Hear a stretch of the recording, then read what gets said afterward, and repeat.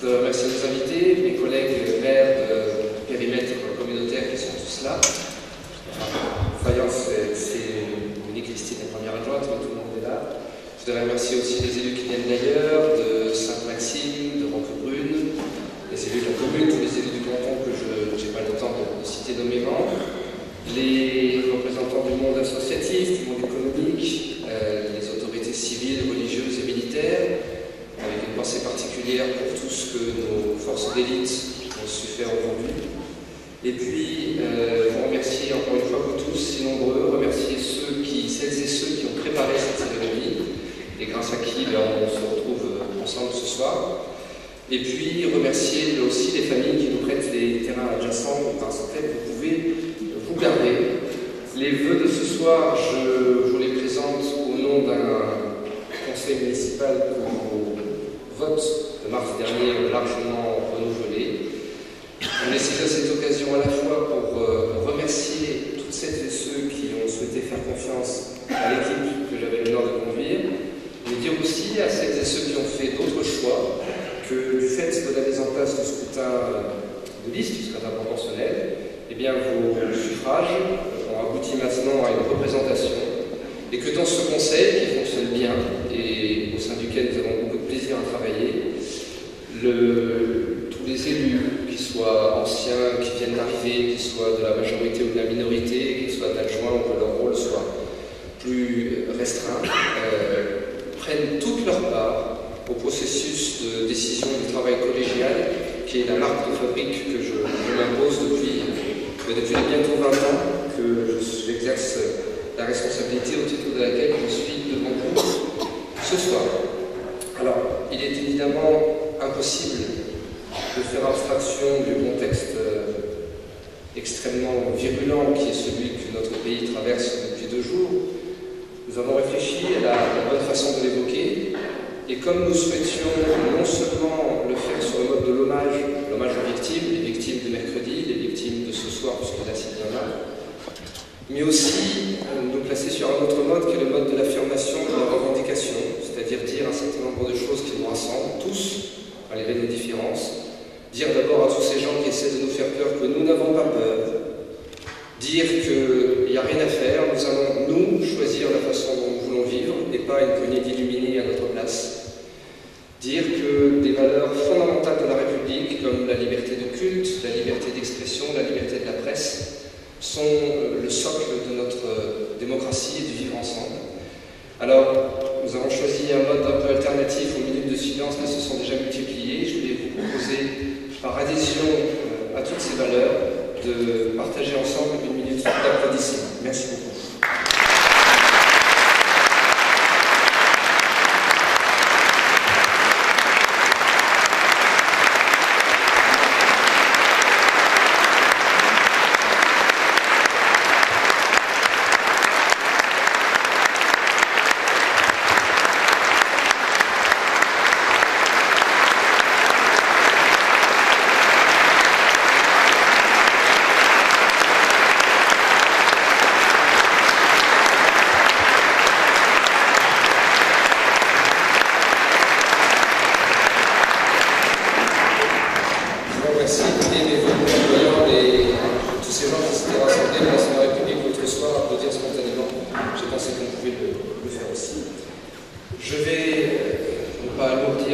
l'atmosphère, je vais vous faire grâce d'un trop long couplet sur la crise financière et sur ses conséquences, d'autant plus que tout le monde est maintenant affranchi sur le fait que le contexte dans lequel nous sommes est appelé à durer, qu'il faut vivre avec. Alors j'en dirai simplement deux choses très brèves ce soir. Le premier, c'est que chaque mois de difficulté qui passe rend plus aiguë la nécessité qu'il y a à l'échelon intercommunal de mutualiser nos politiques et de faire en sorte que l'intercommunalité ne soit pas un échelon de plus, mais un échelon qui permette de maîtriser les dépenses publiques, parce que, et vous le verrez dans les années qui viennent de façon toujours plus aiguë, peut-être avec une acuité que nous ne savons pas encore mesurer, la maîtrise des dépenses publiques est la condition de notre survie des humains. René Hugo, le président de notre intercommunalité, est des nôtres ce soir, et il interviendra après moi sur ce sujet qu'il a spécialement en charge. Et puis, la seconde chose que je voulais vous en dire, c'est qu'évidemment cette situation renforce le bien fondé de la position que nous vous avions proposée lors de la campagne municipale, c'est-à-dire qu'en termes de marge de manœuvre financière, nous avons la place de faire un gros projet, j'y reviendrai dans un moment, c'est la station d'épuration bicommunale, et puis au-delà de ce gros projet, de revenir un peu à des fondamentaux et à des petites choses du quotidien qui avaient été un peu dans les mandats précédents, phagocytés, canalisés par la nécessité qu'il y avait de rassembler de gros budgets pour de gros projets. Alors, le gros projet du moment, je vous en dis un mot parce que nous arrivons à la phase opérationnelle. Ça fait plusieurs années que je vous dis que ce projet est en cours de préparation, mais cette fois-ci, ça va devenir plus concret. Il s'agit donc d'une station d'épuration commune avec le voisin de Montauroux, mon cher Jean-Yves. Une station de 9200 équivalents habitants et qui va être aussi au cœur d'un pôle multifilière où il y aura d'autres équipements qui sont des équipements communautaires, comme un quai de transfert qui va contribuer à l'efficacité de notre politique de réduction de déchets, cher à Michel, et pourquoi pas aussi imaginer sur ces lieux les linéaments d'une filière bois dont il y a beaucoup question ces jours derniers, et au principe de laquelle, pour ce qui me concerne, je souscris. Alors, je vais vous parler de concret, donc appel d'offres février, premier coup de pelle sans doute en septembre, et donc on aura l'occasion l'année prochaine d'évoquer le degré d'avancement de ce projet. Au-delà des gros projets, il y a le quotidien. Le quotidien, c'est d'abord de l'imprévu, parce que les circonstances météorologiques ou les effondrements de telle ou telle structure nous obligent parfois à faire des choses qui n'étaient pas prévues. L'année dernière, dans mon diaporama, je vous avais montré notre clocher tout emmailloté de ces tubulures de l'échafaudage. Le voici cette année donc sorti de ces tubulures, tout comme neuf et tout stabilisé. Et je ne résiste pas au plaisir de vous dire qu'à chaque fois que je le vois, à chaque fois que je vois cette image qui est si typique de Calian, je me fais la remarque qu'en définitive, l'identité, c'est pas toujours forcément le repli sur soi ou le refus de tout ce qui est autre, parce que ces tuiles, elles sont toutes sauf provençales. Et pourtant, elles sont gagnanaises. Ces tuiles, elles sont bourguignonnes, ce sont des tuiles vernissées issues du compagnonnage. De la même façon, les ardoises de Boerg, par exemple, sont tout à fait calianaises, sans être pour autant en quoi que ce soit provençal.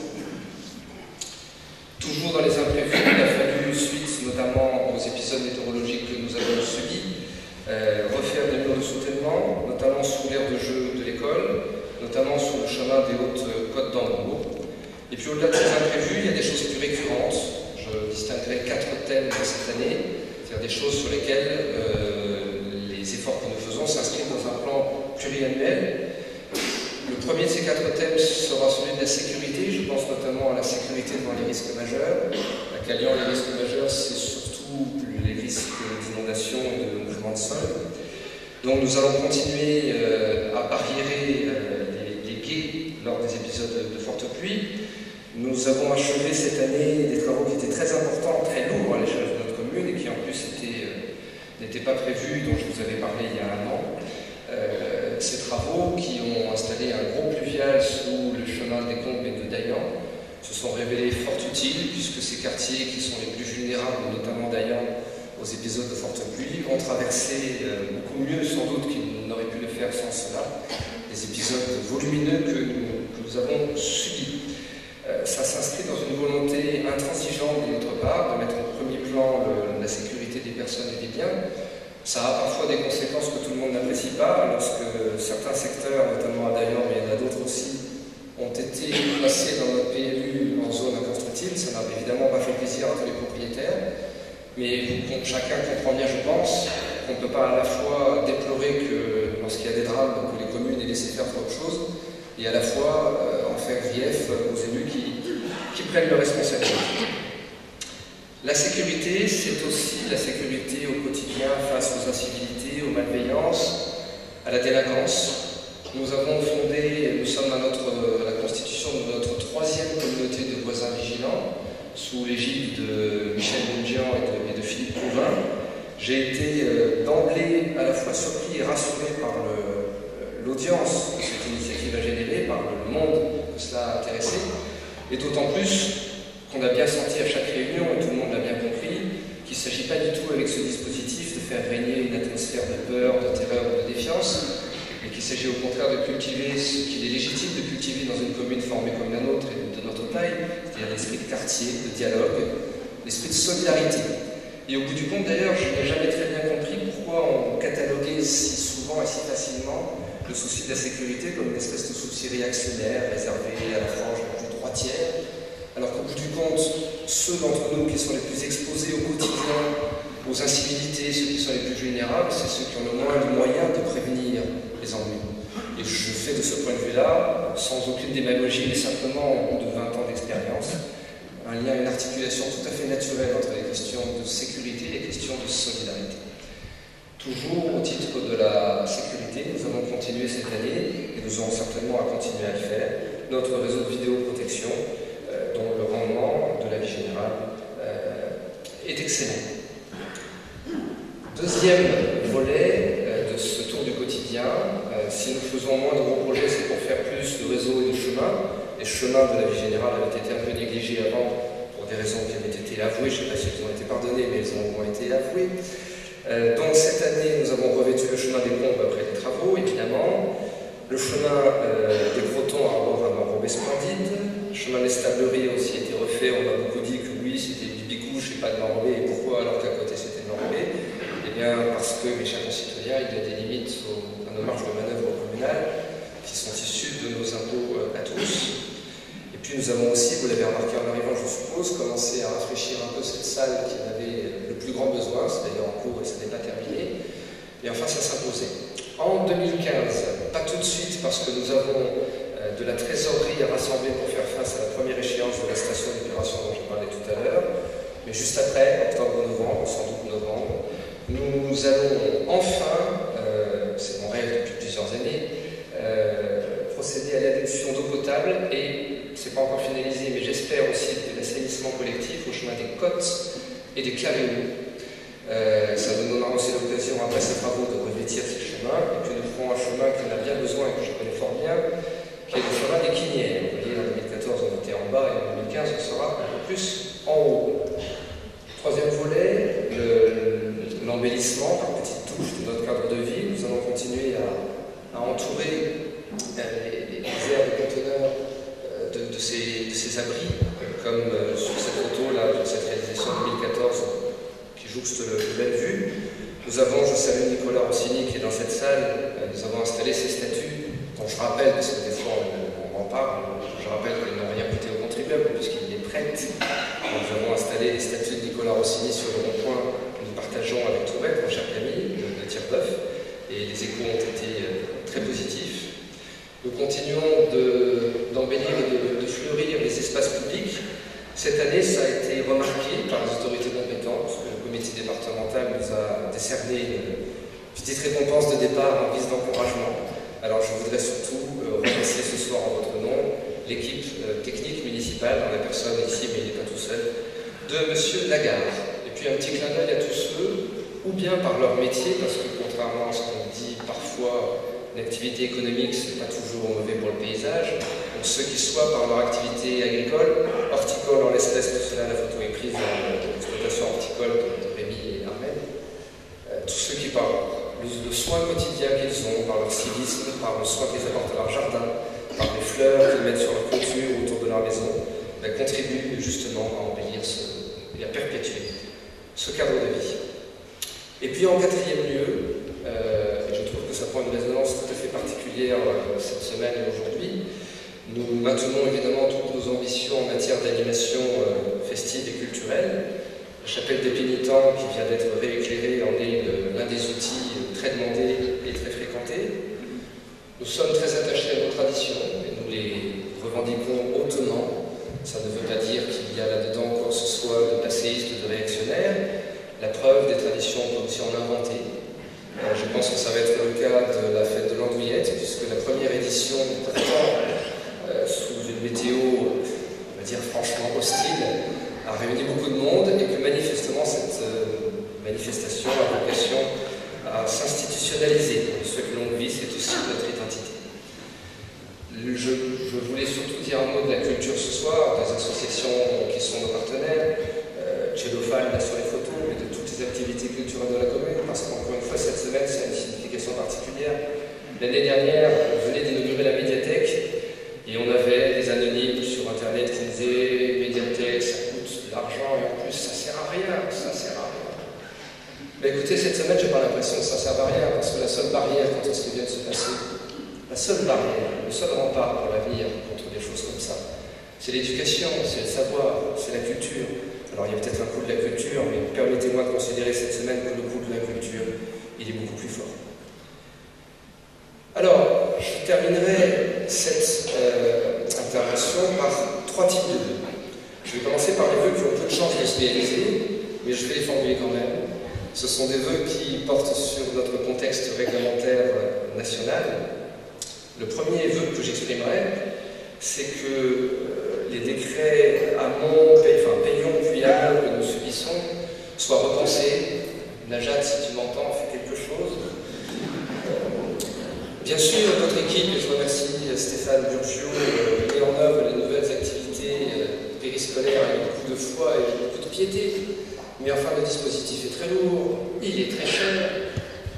Je constate, moi, qu'au bout de quelques mois, la communauté éducative est très fatiguée, ça me remonte sur tous les côtés.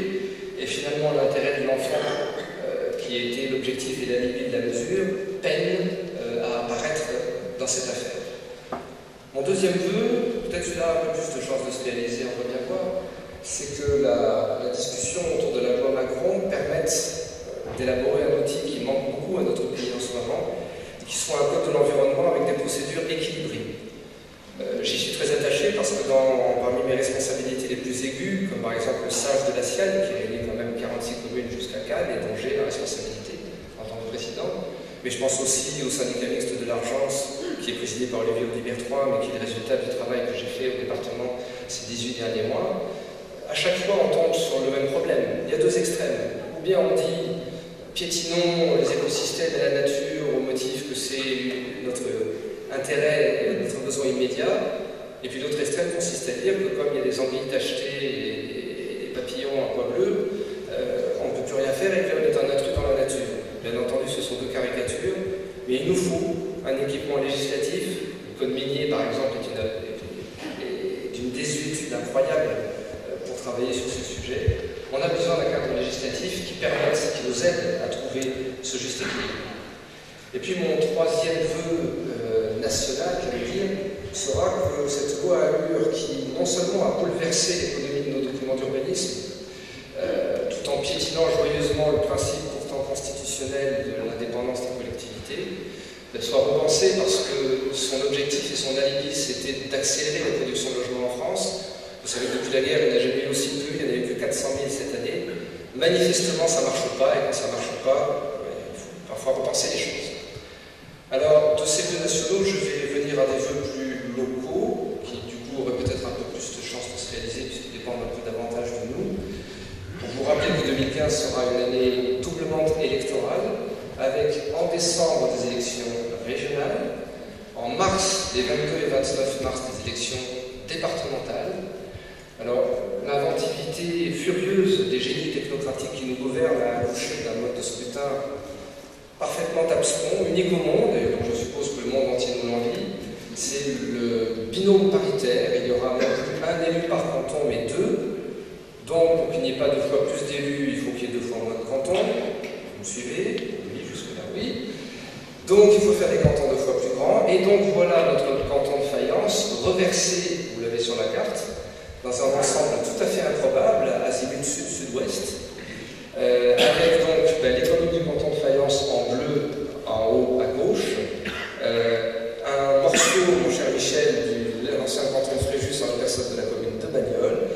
Et puis, les 2 tiers les plus considérables de l'ancien canton du Nuit, avec les communes de Puget et de Roquebrune, et voilà qui forment un canton de Roquebrune qui n'a aucun sens, puisque je suppose que si on faisait un sondage pour savoir quelle est la proportion d'entre vous, des Calianais, mais on pourrait le dire des Monsois, des Tadronais, des Seillanais, qui vont régulièrement à Roquebrune travailler par exemple ou faire commerce, je suppose que le pourcentage serait assez faible. Donc, puisque cet ensemble n'a aucun sens, eh bien, le premier vœu que je forme, c'est que malgré lui, puisqu'il va bien falloir le subir, nous sachions, nous soyons en mesure de sauvegarder l'identité de notre territoire. Ça n'a rien, ce que j'en formule n'a rien contre quiconque, mais le canton de Fayence, qui est censé disparaître dans cette affaire, il a un sens. Il y a peu d'endroits en France, je commence à avoir beaucoup voyagé, je peux vous le dire, où, comme ici, on parle du territoire où on vit en disant le canton. C'est la preuve que, pour nous, ce n'est pas une entité administrative abstraite. Vous savez, il y a beaucoup d'endroits où personne ne sait dans quel canton il est. Et tout le monde ignore qui est son conseiller général. Ce n'est pas vrai en zone rurale. Pour sauvegarder l'identité de notre territoire, ben on l'a déjà fait, vous savez, il y a très peu de temps, un précédent qui est tout frais, c'est l'intercommunalité littorale Fréjus-Saint-Raphaël à laquelle on entendait nous rattacher de toute force. Et la seule chose qui nous a préservé de cette évolution que nous ne voulions pas, c'est notre unité. C'est parce que nous avons, mais ça s'est joué à peu de choses, et c'est parce que nous avons su être unis cette fois-là que nous nous en sommes sortis. Eh bien, encore aujourd'hui, c'est l'unité, c'est seulement l'unité qui est en mesure de nous aider à sauvegarder l'identité de ce territoire. Et je voudrais donc spécialement ce soir remercier mes collègues maires, les 8, nous sommes 9 dans notre intercommunalité, remercier tous mes collègues parce qu'ils ont décidé, au-delà des divergences de vue, des différences de personnalité, des variations d'humeur, parce qu'on a toujours, ils ont tous décidé de jouer cette carte de l'unité en soutenant tous, je pense que c'est une situation inédite depuis plusieurs décennies dans ce canton, la candidature qui sera la mienne aux élections départementales des 22 et 29 mars prochains. Je voulais les remercier, de même que je voudrais remercier ceux qui vont m'accompagner dans cette aventure, mon binôme paritaire, puisque c'est le nom, la colistière Josette Rimouni, élue de Roquebrune-sur-Argent, présidente d'une éminente association de contribuables qui contribue justement à restaurer, j'allais dire, la dignité républicaine dans la commune où elle a décidé de lutter. Et puis nos suppléants respectifs, qui sont de mon côté Lucien Colomb, le président de l'Union économique, qui est là parmi nous ce soir, et du côté de Josette Rimouni, Madame Martine Arenas, ancienne élue de Puget-sur-Argent. Voilà, alors comme il faut un petit peu d'équilibre entre les choses, maintenant que j'ai fait ma publicité, je vous signale quand même que dans le seul autre binôme déclaré dans ce canton, il y a également un candidat de Calian, mon cher Jean-Christophe. Alors, le vœu que je peux former à cet égard, c'est que nos amis socialistes, qui semble-t-il ont un peu des difficultés à trouver un candidat, mais je comprends qu'en ce moment c'est difficile, ben, si vous pouvez le trouver à Calian, on serait sûr en toute hypothèse de faire carton plein, et puis ça confirmerait que le rôle de Calian dans la vie politique de l'Esbar est absolument central. Voilà, j'ai dit assez de bêtises pour ce soir, et je voulais conclure simplement maintenant de façon plus directe, familiale et personnelle, en formulant vis-à-vis de vous tous, de vos familles, tous mes vœux pour les vœux traditionnels de bonheur, de santé, de prospérité, et puis pour cette année qui commence de bien singulière façon, un grand volet de courage à tous. Haut les cœurs. Merci, bonne année.